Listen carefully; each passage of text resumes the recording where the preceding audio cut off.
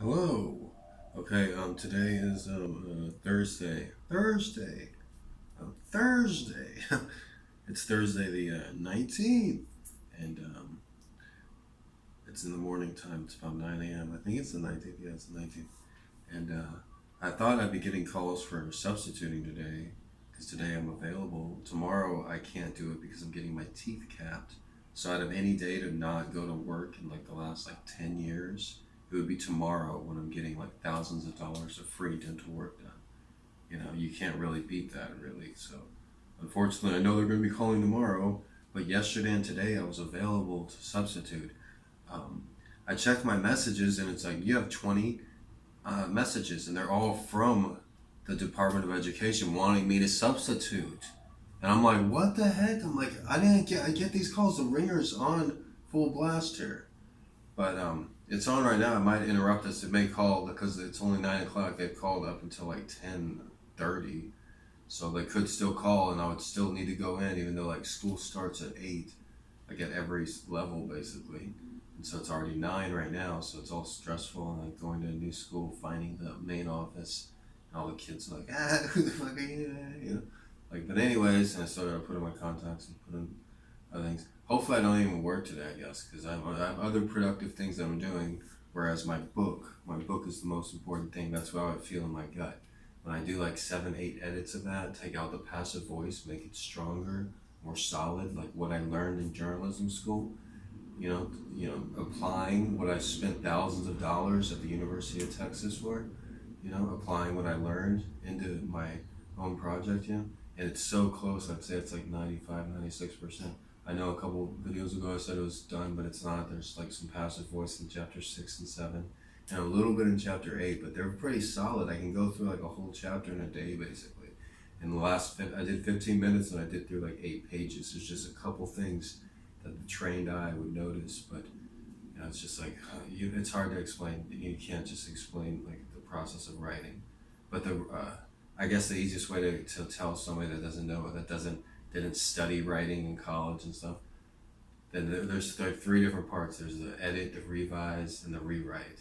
Okay, the edit's the final stage. That's what I'm on now. Like just like a hanging sentence at the end needs to be removed, or a little passive voice here. So I'm not like revising. I'm not like changing maybe 1 or 2 words here, but very few edits. I'm not changing like whole sentences, and I don't have like different things I'm inserting in the bottom. That would be also the revise or the rewrite, where it's like, this is crap, get it out of here.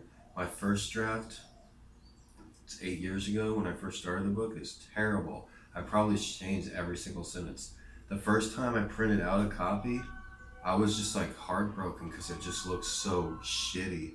It was just like a box and a textbook, it looked like, and like there was all these like spaces that were off, and it didn't have like the title at the top of the page, and then the author's name on the left side had a header. I didn't have headers. The page numbers were all off. It was fucking ridiculous. That was in 2013, early 2013, when I first printed out Gonzo Education. I'm like, I wrote a book, I finished my book. Like, I even drank beer one night. I did it, yeah. No, I didn't do it. I had a freaking shitty rough draft. That's all I had, and I had printed out. It took 5 years or longer, or about a little over 5 years from then till now of editing, rewrite, editing, rewrite. I'm looking for my book right now because I showed you. Hold on. God damn it. Okay, I can't find it right now. It's here somewhere. I've been working on it. But the point I'm making is that uh, I had to spend thousands of hours editing, and like Hemingway said, a good writing is really good editing. I liked the Jack Kerouac story about how he wrote On the Road in 2 weeks on a speed binge, and just drank coffee and just typed straightforward. I thought I could do that, but that's all bullshit, really. I went and looked at the scroll when they had it at the University of Texas at the like Moody Museum or something. And I brought with me, I went and checked out a copy of On the Road at the UT library. They had like 10, 20 copies. And I brought it with me to the scroll. And I looked at the scroll and it didn't match up. And I didn't even notice it back then. That was before I started writing the book. But I would look at the actual scroll of the original concept, original draft of on the road, and there was so many things that were different. I couldn't even find. I'm like, is this the actual thing? Because I can't find any of this on the road book and this supposedly on the road scroll where he wrote the book in 3 weeks. He didn't write the book in 3 weeks. He wrote a first fucking draft in 3 weeks. And then he had all these other people, editors, and a lot of people rewrite his work. He was very well connected in the academic community. I had nobody. I had one college professor at UH read it over in like 2014, 2015. Like after I had rewrote it a couple times, and she's like, "Oh, this isn't very good," you know, blah blah. Like just like the criticism just like killed me. I'm like, "Well, it could be in a bookstore, right?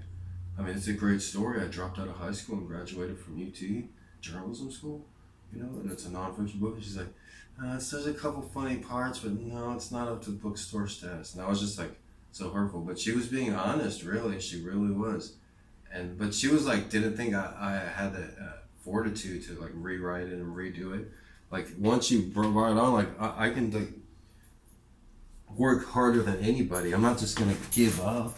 I'm gonna rewrite it and study George Orwell's 5 Rules of Writing and go over Ernest Hemingway's iceberg theory, and I'm gonna keep going over it and studying it and figuring out what I did wrong and what I did best. And then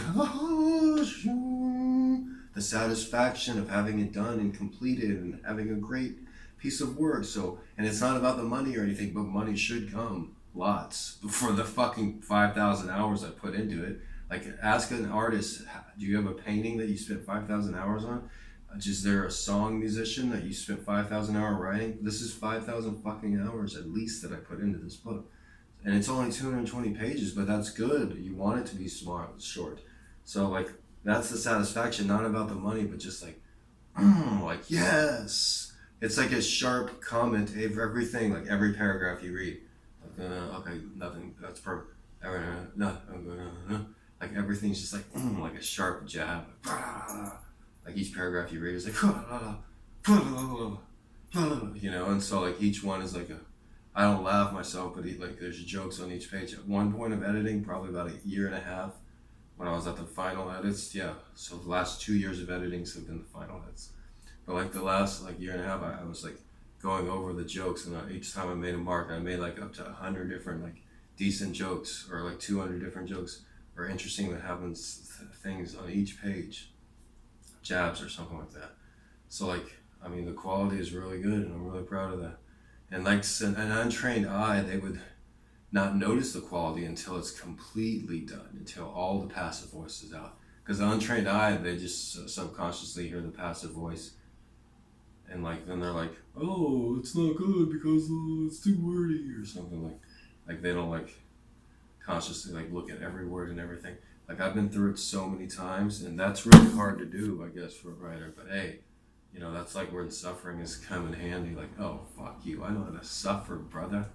You know, I'll fucking do this until it's done, until it's good, until it's legit, until it's top of the line, quality of the best, you know? And that's why I say I succeeded in just about everything I do. Oh, he's a perpetual loser. No, I'm not. Anybody who says that is a fucking loser and is just trying to make themselves feel better about them by painting an inaccurate picture of somebody like me. You know, when you see me walking with a fucking beautiful woman, don't question it, fucking asshole.